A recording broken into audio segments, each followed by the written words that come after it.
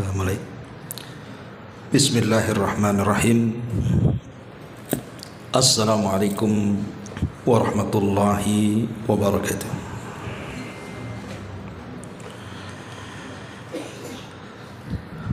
Alhamdulillah. Alhamdulillahilladzi arsala rasulahu bil huda wa dinil haqq liyudhhirahu 'ala ad-dini kullihi wa kafaa billahi shahida wa kafaa billahi wakila.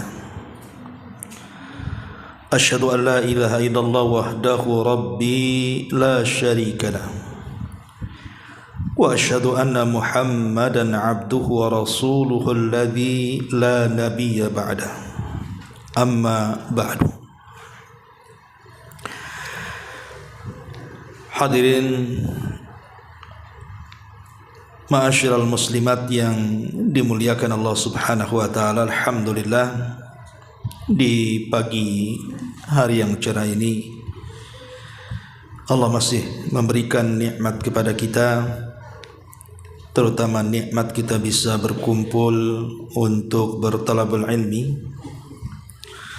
Salawat dan juga salam tentu kita hadiahkan kepada Rasul kita Nabi besar Muhammad sallallahu alaihi wa ala alihi wasallam. Baik, kita akan lanjutkan kajian hadis kita dan kita masuk pada hadis ke-26. Kita baca hadisnya baru kita terangkan. Wa an Hudzaifah radhiyallahu anhu qala qala Rasulullah sallallahu alaihi wasallam la yadkhulul jannata qattatun, muttafaqun alaih. Dari sahabat Hudzaifah, semoga Allah, Nabi sallallahu alaihi wasallam bersabda, tidak akan masuk surga orang yang suka mengadu domba.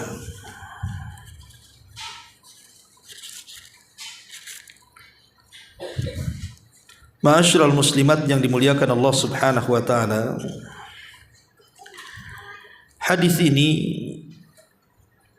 semakna dengan hadis Nabi sallallahu alaihi wasallam, la yadkhulul jannata nammamun, tidak akan masuk surga orang yang suka mengadu domba. Apa sih yang dimaksud dengan qattat atau nammam? Para ulama mengatakan secara bahasa, qattat atau nammam adalah naqlu kalamin nasi ba'dhum ila ba'din li'ifsadi bainahum. Seseorang menukilkan ucapan manusia, sebagian mereka kepada sebagian yang lainnya, dalam rangka merusak hubungan persahabatan. Jadi si A bicara ke si B atau si A bicara ke si B tentang si C. Kemudian setelah si A bicara tentang si C ke si B ini, kemudian dia mendatangi si C, kemudian bicara tentang si B. Akhirnya antara si B dan si C ini terjadi perkelahian. Itulah yang disebut dengan adu domba. Ma'asyiral muslimat yang dimuliakan Allah Subhanahu wa taala, kalimat la yadkhulul jannah, tidak masuk surga, ini ancaman.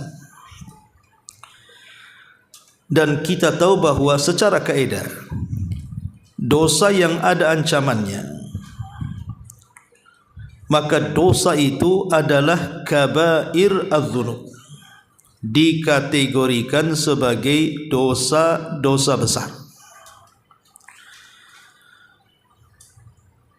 Dan perbuatan namam, mengadu domba ini adalah perbuatan yang sangat umum di masyarakat.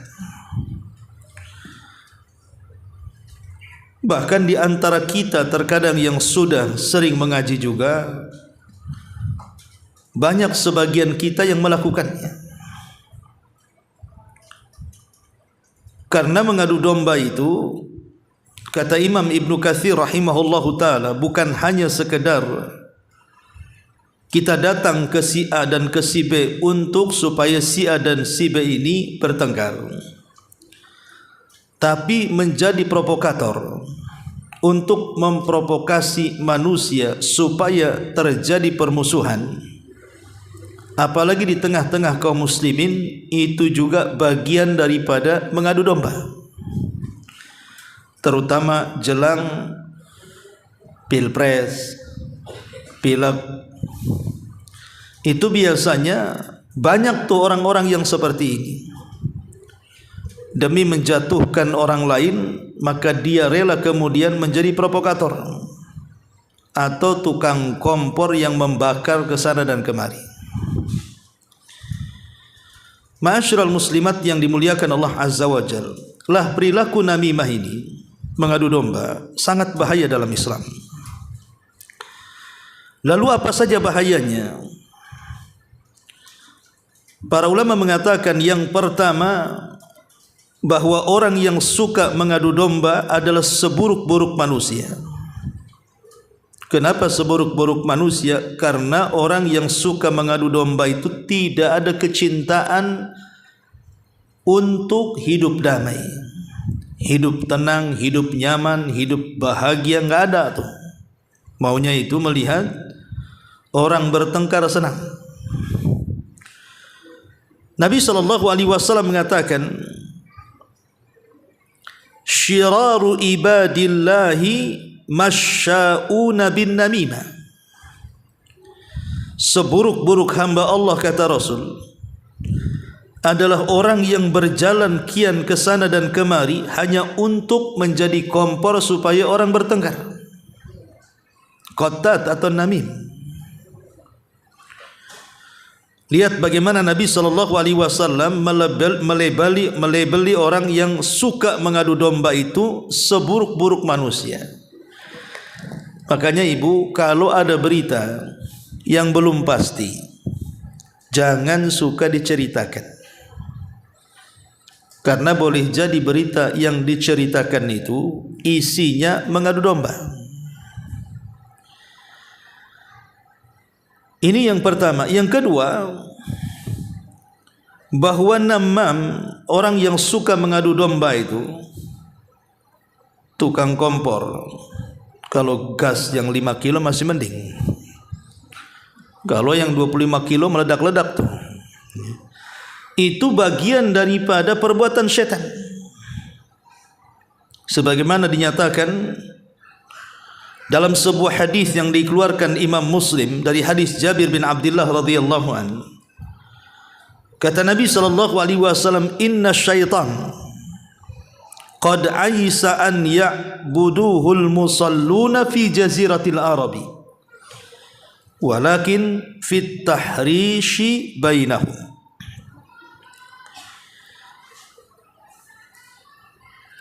Nabi SAW mengatakan, sesungguhnya setan itu sudah putus asa untuk disembah orang-orang yang melaksanakan salat di negeri Arab. Akan tetapi mereka punya senjata. Apa senjatanya? At-tahrishi bainahum. Setan membuat keretakan di tengah-tengah umat manusia. Di tengah-tengah umat manusia. Bahkan sebagian para ulama mengatakan perbuatan namimah itu justru lebih jahat dibandingkan perbuatan setan itu sendiri. Kenapa demikian? Karena setan itu dia hanya ngasih was-was saja, Bu. Dia datang ke kita itu tidak mungkin kemudian mendorong kita ataupun memegang tangan kita kemudian menyeret orang untuk mengadu domba. Tidak, setan itu hanya ngasih was-was. Tapi orang yang namimah ini bukan ngasih was-was, tapi dia datang langsung ke orangnya, ngobrol langsung ke orangnya. Terkadang kata-katanya sudah disusun. Makanya sebagian para ulama mengatakan bahwa mengadu domba itu lebih jahat dibandingkan amalan setan. Satu hari seorang laki-laki datang kepada Imam Hasan Al-Basri. Kemudian mengatakan, "Ya Imam, inna fulanan yatakallamu fik." Wahai Imam, si fulan saya mendengar langsung dia kayaknya ngomong tak bagus soal kamu. Apa kata Imam Hasan Al-Basri? Amma wajada syaitan rasulan ghaira. Apakah setan mengutus seseorang untuk merusak hubunganku dengan dia? Lihat bagaimana Imam Hasan Al-Basri rahimahullahu ta'ala memberikan contoh bahwa si tukang namimah, si tukang kompor yang mengadu domba ke sana kemari itu lebih jahat dibandingkan setan. Bahkan dia adalah utusan setan. Ini yang kedua. Yang ketiga, bahwa namimah ini biasanya selalu menipu manusia seolah-olah dia itu orang yang baik, seolah-olah dia itu orang yang memberikan nasihat. Kan begitu, Bu? Kadang-kadang kita datang ke si A dan mengatakan, saya sih hanya ingin menasihati kamu supaya kamu waspada. Waspada dari mana? Itu si Anu ngomong anu umpamanya kan.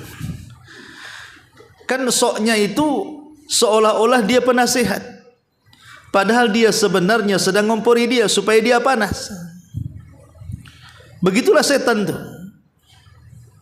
Jadi si tukang kompor ini sebenarnya setan dalam jelmaan manusia. Karena iblis sendiri ketika memberikan was-was kepada Nabi Adam, dia bersumpah dan mengatakan bahwa dia adalah orang yang amanah. Maka hati-hati, jangan suka mengadu domba. Kemudian yang keempat, bahwa namimah ini terkumpul padanya banyak akhlak yang jauh lebih keji dibandingkan mengadu domba. Artinya dari namimah ini lahir akhlak-akhlak yang lainnya yang lebih buruk dibandingkan mengadu domba. Karena saat dia mengadu domba, secara otomatis hatinya menyimpan hasad, lisannya selalu menggibah, kemudian juga mulutnya selalu berdusta. Terkadang akibat mengadu domba, akhirnya orang yang terhasut terkadang mencaci maki, terkadang sampai menyakiti, terkadang sampai membunuh. Lihat bagaimana hasil dari tukang adu domba ini, bisa menimbulkan macam-macam. Ma'asyiral muslimat yang dimuliakan Allah Subhanahu wa taala.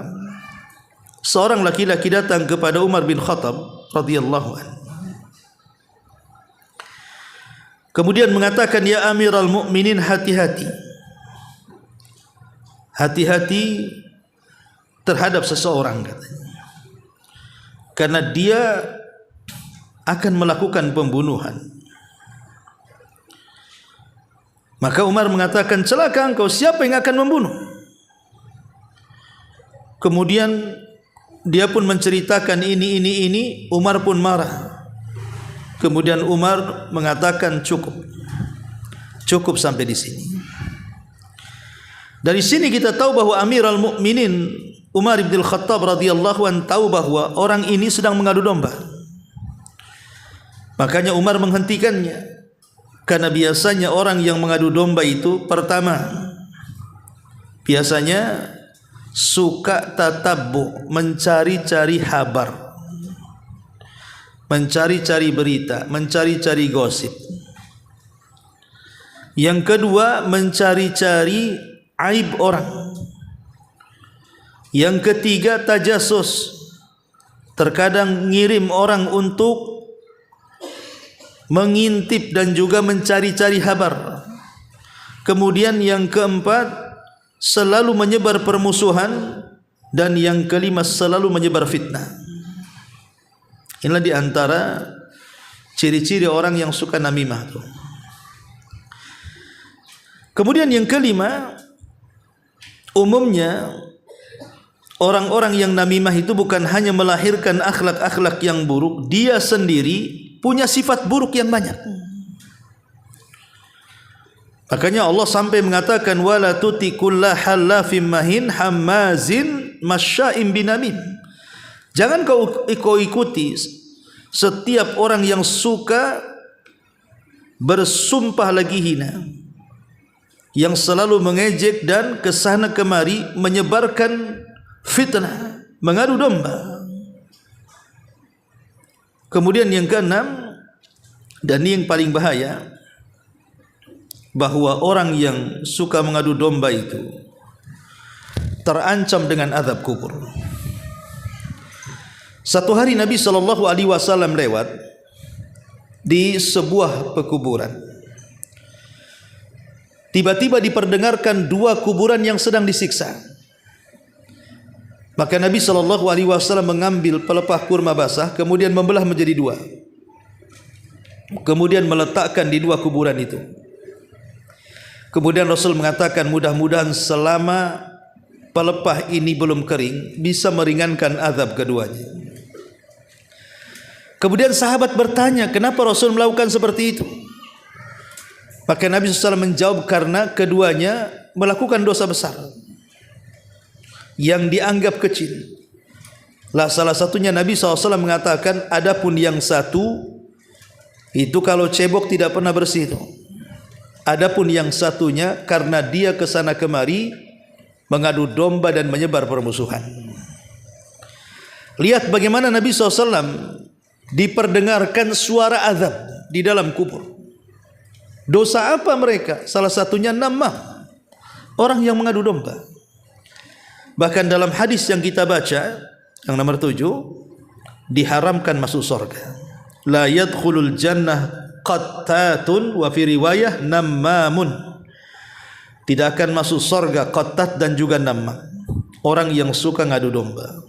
Bahkan lebih daripada itu, terancam dengan azab jahannam. Karena Allah mengatakan wailun likulli humazatin lumaza. Sebagian ahli tafsir mengatakan humaza adalah orang yang suka namimah. Neraka wel bagi orang-orang yang suka namimah itu. Lihat bagaimana di sini para ulama menjelaskan tentang ada 8 ancaman bagi orang-orang yang suka mengadu domba. Ma'asyiral muslimat yang dimuliakan Allah Subhanahu wa taala. Lalu bagaimana sikap kita, Bu?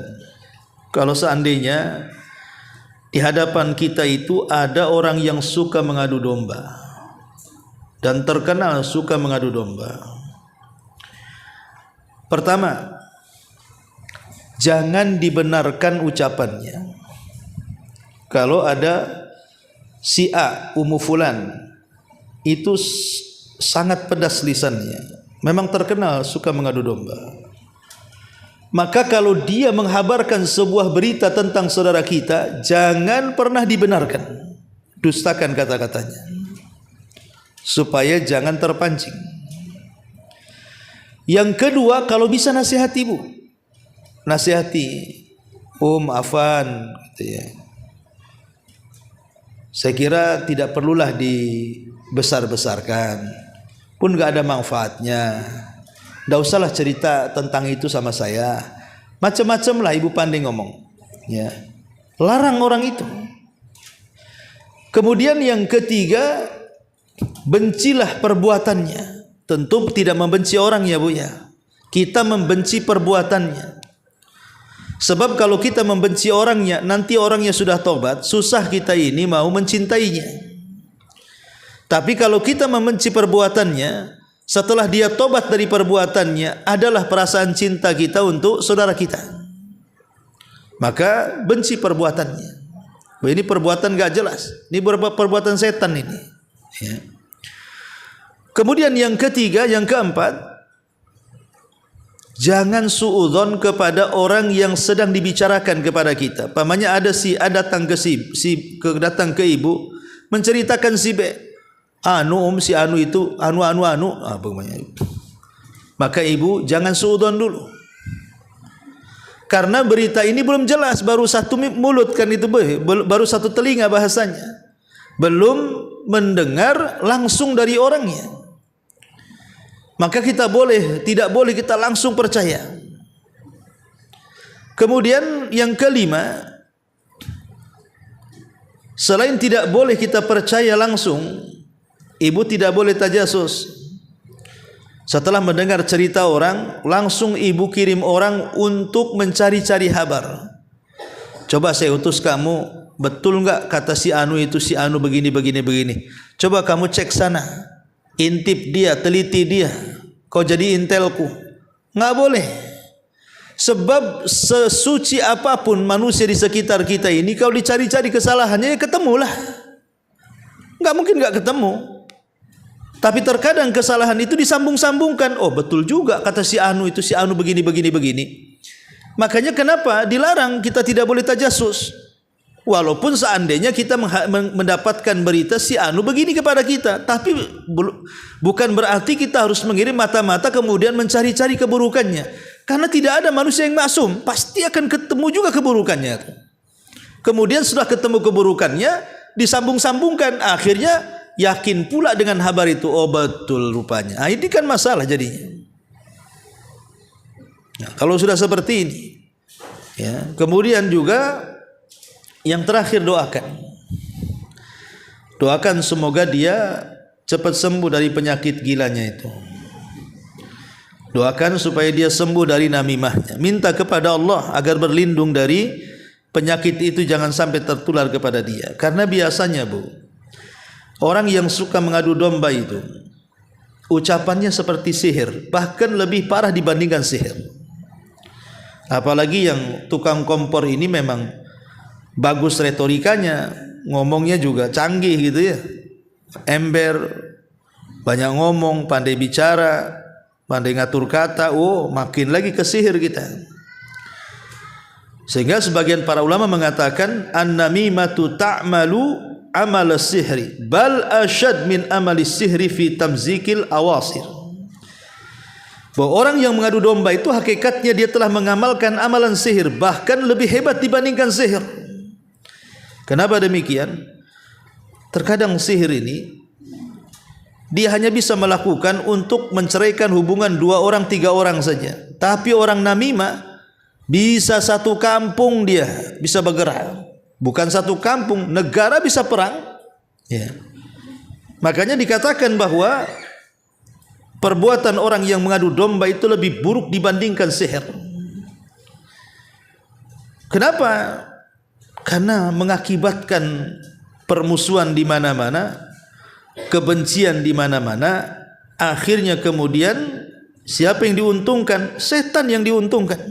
Berhasil setan itu untuk memecah belah manusia, khususnya kaum muslimin.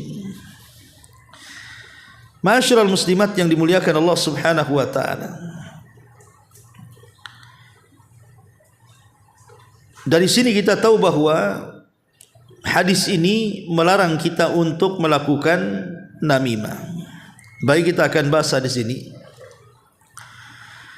Ma'asyiral muslimat yang dimuliakan Allah Azza wa Jalla. Di sini Nabi SAW mengatakan la yadkhulul jannah qatat. Tidak akan masuk surga orang yang suka mengadu domba.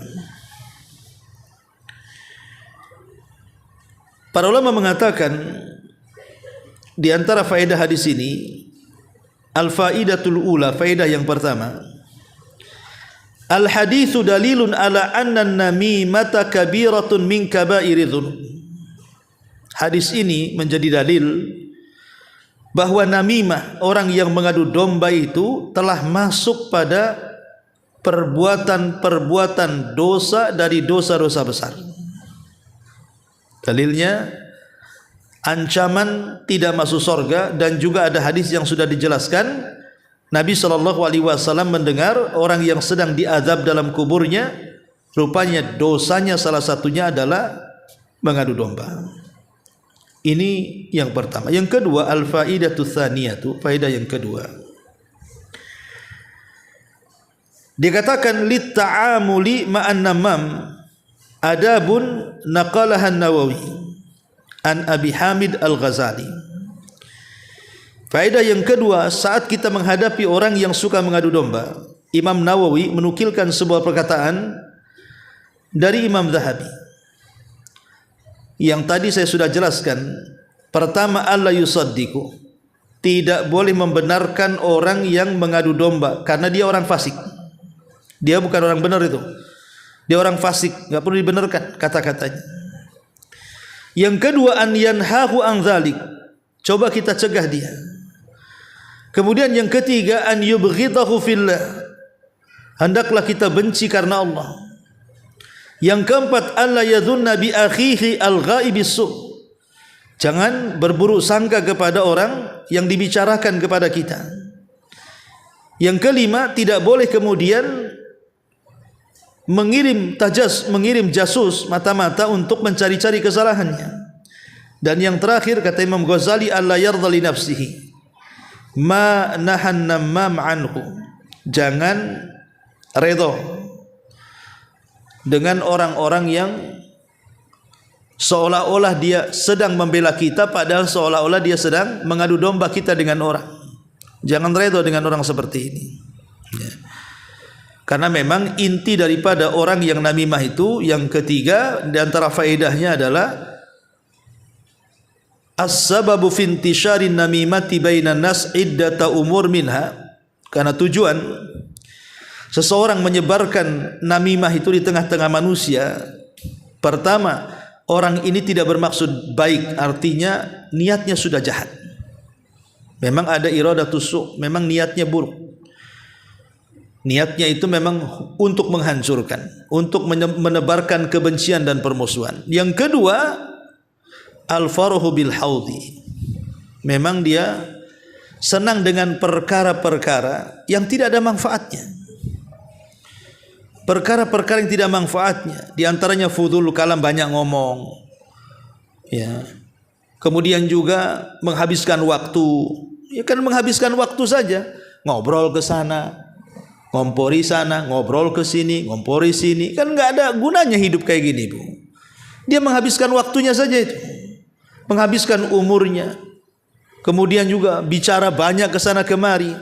Akhirnya lahirlah banyak dosa dari namimah, jatuh ke ghibah, jatuh ke dusta, jatuh ke permusuhan, dan begitu seterusnya. Maka dari sini Nabi SAW dengan tegas tidak akan masuk surga, karena bahayanya orang-orang yang suka an-namam, mengadu domba.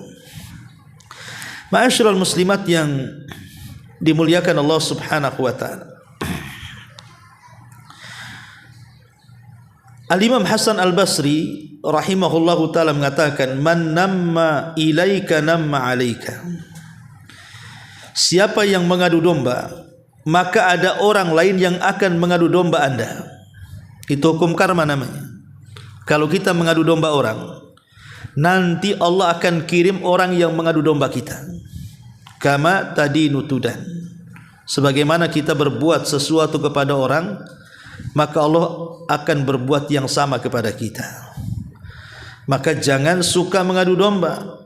Man namma ilaika namma alaika, kata Imam Hasan Al-Basri, siapapun yang mengadu domba orang, maka Allah akan kirim orang yang suka mengadu domba dengan kita. Ma'asyiral muslimat yang dimuliakan Allah Azza wa Jalla.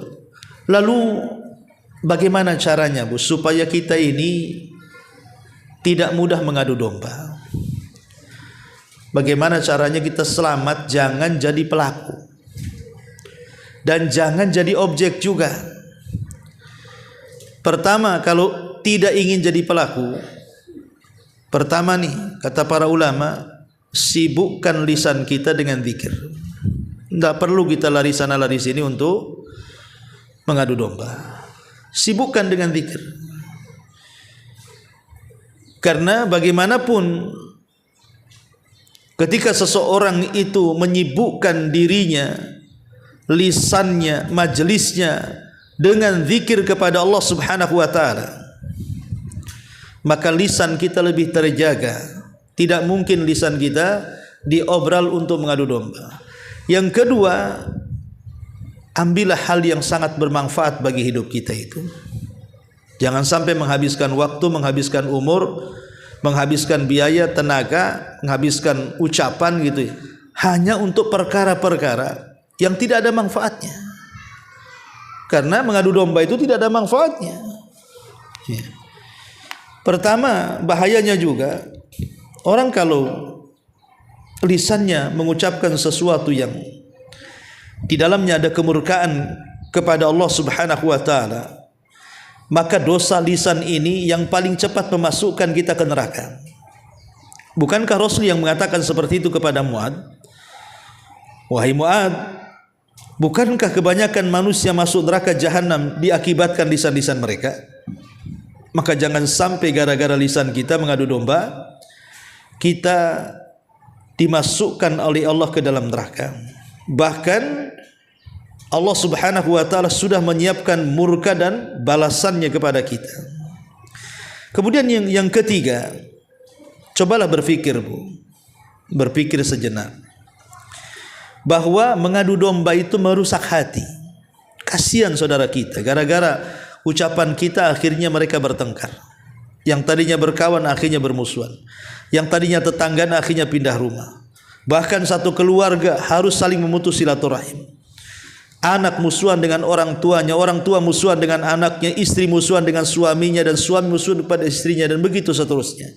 Kasihan mereka. Ya. Kemudian juga yang keempat, cobalah ingat dengan ayat-ayat dan hadis-hadis ancaman bagi orang-orang yang suka namam itu, supaya kita tidak menjadi orang yang suka namam, mengadu domba. Ya. Kemudian juga yang selanjutnya, ingat bahwa yang kita adu domba itu bukan orang lain, terkadang mereka saudara kita. Tidak saudara-saudara, mereka saudara seagama. Mana kecintaan kita kepada saudara kita? Bukankah Rasul yang mengatakan la yu'minu ahadukum hatta yuhibba li akhi ma yuhibbu li nafsi? Tidak akan sempurna keimanan seseorang sampai dia mencintai saudaranya seperti mencintai dirinya. Orang yang mengadu domba itu tidak ada kecintaan kepada saudaranya. Bukankah seorang mukmin itu satu bangunan, menguatkan satu dengan yang lainnya? Ini malah menghancurkan bangunan, merontokkan bangunan satu dengan yang lainnya. Anda ini bukan seorang muslim kalau begitu. Maka ingat bahwa menyebarkan kecintaan di tengah-tengah kaum muslimin itu sebuah kesempurnaan iman. Ya. Kemudian juga bahwa mencari-cari aurat, mencari-cari aib orang, apalagi sampai membongkarnya, satu hari Allah Subhanahu wa taala akan membalas kita. Karena orang yang namimah ini biasanya dia menceritakan keburukan orang. Maka satu hari keburukan kita akan diceritakan orang. Jangan salah. Jangan merasa bahwa kita ini bisa menyembunyikan keburukan kita. Kalau kita sampai menyingkap keburukan orang, Allah akan singkap keburukan kita walaupun kita sembunyi di rumah kita. Dan Allah Maha mampu untuk menyingkap keburukan kita di hadapan manusia, naudzubillah. Kemudian juga supaya kita jangan jadi pelaku, ingatlah kita ini akan mati. Kita ini akan mati. Jangan sampai kita menjadi orang yang paling bangkrut pada hari kiamat karena kita mendolimi orang. Akhirnya pahala kita kelak pada hari kiamat diambil oleh orang yang pernah kita jadikan percobaan adu domba. Maka harus dipahami. Kemudian berkawanlah kalau bisa dengan orang-orang baikmu, orang-orang yang tidak suka kompor, tidak suka provokasi, orang yang tidak suka manas-manasi gitu. Berkawan dengan orang-orang yang baik lisannya, baik pergaulannya, tidak suka mengadu domba dan yang semacamnya. Karena ini bisa menjauhkan kita dari perbuatan ini. Cari teman yang baik, cari teman bicara yang baik, dan lebih daripada itu jaga lisan kita. Sekali lagi, jaga lisan kita, hargai lisan kita, Jangan sampai gara-gara lisan kita tidak menginjakkan kedua kaki kita di sorga. Inilah diantara penjelasan tentang namimah. Dan perlu diketahui bahwa secara global namimah itu adalah jalan menuju neraka. Yang kedua, namimah ini sebab terbesar permusuhan di antara manusia. Kemudian yang ketiga, menyakiti dan juga mencelakakan orang lain. Ini sebuah perbuatan keji. Islam melarang, la dharara wala, tidak boleh menyakiti orang. Dan yang keempat, bahwa namimah ini biasanya akan berakhir dengan su'ul khatimah, dengan akhir yang buruk. Kemudian yang kelima, bahwa namimah ini sebenarnya perbuatan setan, merendahkan diri di hadapan setan dan tidak bangga menjadi seorang muslim. Dia lebih suka berdusta, lebih suka menggibah, lebih suka memiliki watak-watak munafik, naudzubillah. Dan yang terakhir, namimah ini bisa menghilangkan rasa cinta dan juga kerinduan sesama kaum muslimin, berubah menjadi sebuah permusuhan, bahkan tak jarang saling menyakiti, bahkan tak jarang saling membunuh di antara mereka. Wallahu alam, ini di antara bahaya orang yang mengadu domba. Baik, sampai di sini kita buat tanya jawab, silakan.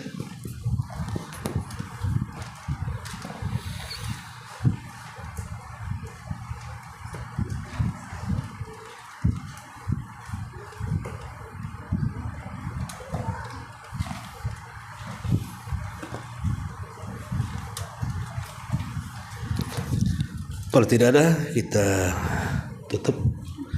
Mudah-mudahan ada manfaatnya. Subhanakallahumma bihamdika asyhadu an la ilaha illa anta astaghfiruka wa atubu ilaik. Allahu ta'ala alam. Assalamualaikum warahmatullahi wabarakatuh.